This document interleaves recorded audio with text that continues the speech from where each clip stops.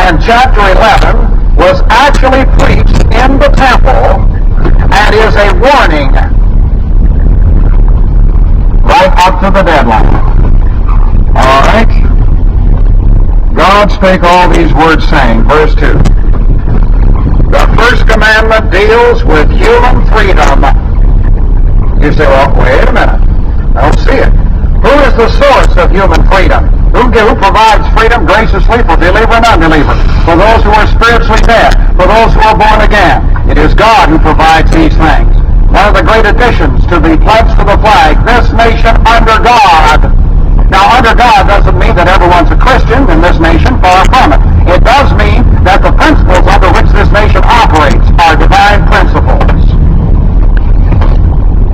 Notice there is no verb. I, the Lord thy God. This is a declaration. He is not establishing his existence. He is establishing himself as a source. And the word am put in italics is a very poor translation. It misses the point. I, the Lord thy God, source.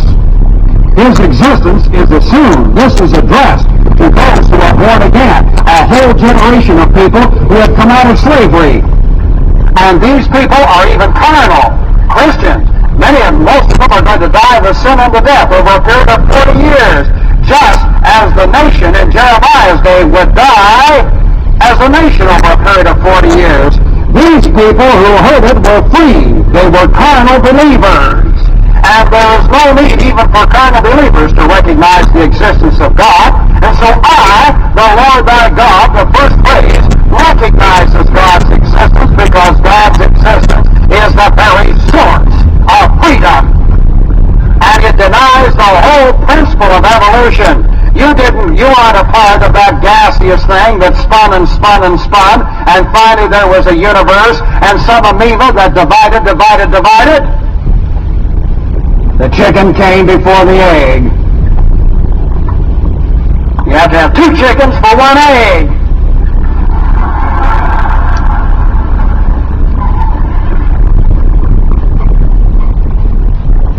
Now, if you have a whole farmyard full of chickens, one rooster picks one hen. Result is one or more eggs. Even there, since I've seen the brain of a chicken, I've almost seen how the rooster finds his right hen. Well, they've got a set of wires you wouldn't believe. I don't know, I shouldn't really confess this, but I have occasionally driven rather rapidly down a farm road. Now, any hen or rooster that gets out in front of me is flirting with death.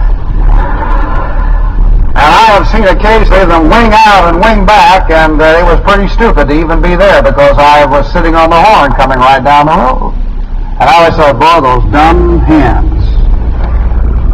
Well, I had to change my mind when I saw the brain of a rooster. Boy, he's got wiring like you wouldn't believe up here. Now notice, the source of all human freedom is God himself. And God sets up in his grace laws to protect freedom, and laws to punish violation of freedom, and laws of self-enslavement, because basic enslavement in the human life, as we have seen from Romans 6, basic enslavement is in the soul, where you have healed your members as instruments of righteousness unto God. That's basic freedom. Do not yield your members instruments of righteousness unto beast and the sin nature. And that is basic enslavement. So what goes on in your soul determines freedom or slavery. And overt activities down the line. Now you listen carefully because this is going to shock you. There is a principle in history. No nation ever becomes a slave nation without a maximum number of people under emotional revolt of the soul. And there never has been a group of people who were slaves without that, first of all, that basic enslavement, the destructive factors of scar tissue and the emotional revolt of the soul. Which means that a large number of people in this country today are in slavery right now, not a while ago. And it's a matter of, if this continues,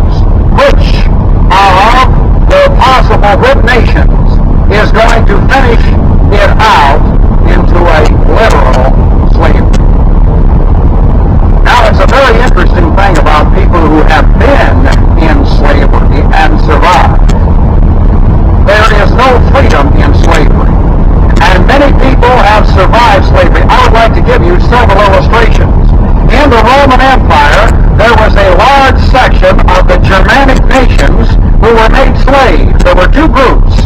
The Romans enslaved many of the Germanic people and many of the Greeks. These were the two peoples that they had, and they had slaves by the thousands and even the hundreds of thousands. They had a big slavery system in the Roman Empire. One man alone, Crassus, is said to have owned 1 million slaves.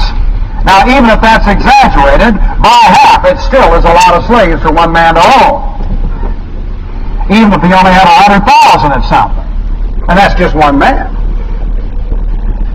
But during the time of their slavery, these people survived, especially the Germanic people. We'll forget the Greeks for the moment.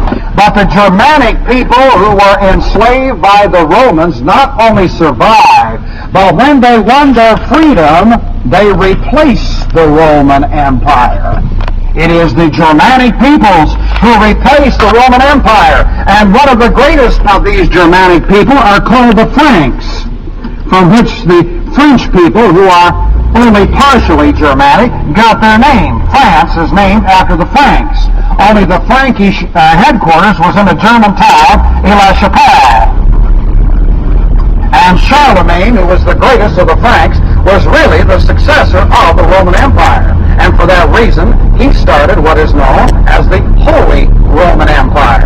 Holy didn't add a thing to it, however. So we have people in slavery coming out of slavery and becoming vigorous, because during the time they were in slavery, they had everything by way of self-discipline except freedom. And when freedom is added to these things, often people come out of slavery with unusual vigor, and they become the next conquerors of whatever they displace, which is the river deepest in fact in history. And therefore, it's like having a captive in the house. Like say you have a rattlesnake or two in captivity. I remember a famous shot putter out in Los Angeles, a high school shot putter. I remember he used to catch snakes on the side. One of them got there spitting. So when someone is liberated from slavery and freedom is added, now this must be true, freedom must be added. When freedom is added, then that becomes a vigorous people. That's the story of the Jews coming out of the slavery of Egypt. That's the story of the Germanic groups that came out of the Roman Empire. Well, you can think about that at your leisure. Now let's go on. The first commandment is stated in principle in verse 2, and in actuality in verse 3. I, the Lord thy God, the source of freedom, which have brought thee out of the land of Egypt. The Lord thy God is very interesting. Let's take a look at it, because it's made up of two words. The Tetragrammaton, which we will simply call Jehovah, and the plural name Elohim, E-L-O-H-I-M.